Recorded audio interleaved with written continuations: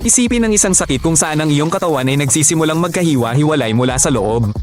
Ang dugo ay dumadaloy mula sa iyong mga tainga, mata, at sa iyong balat ng sabay-sabay. Hindi ito isang pelikulang horror, ito ay Ebola, isang totoong virus na pumapatay sa loob ng 2 linggo. Ang mga unang araw ay parang karaniwang trangkaso, lagnat, panghihina, pananakit ng katawan.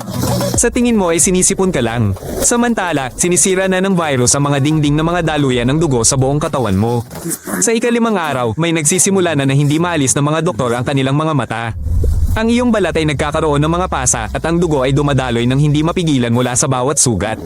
Ang iyong mga panloob na organo ay nagsisimulang mawala ng hugis. Ang pagdurugo ay nagmumula sa lahat ng dako, ang gilid, ilong, bituka. Sa pinakamalalang mga kaso, dumudugo ka sa iyong balat.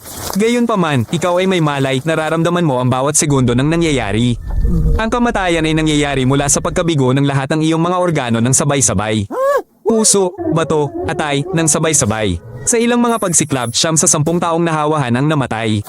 Ang mga doktor ay umalis sa kanilang mga ward at umiyak lamang. Ang virus ay naililipat sa pamamagitan ng paghawak sa isang taong nahawahan o sa kanilang katawan pagkatapos ng kamatayan.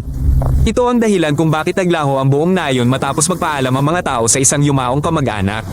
Wala pa ring lunas, may bakuna, ngunit hindi ito gumagana laban sa lahat ng uri ng sakit. May mga bagong pagsiklab na nangyayari kada ilang taon. At sa bawat pagkakataon, ito ay isang bagong karera laban sa kamatayan. Panoorin ang buong video sa YouTube channel na 10 Katotohanan.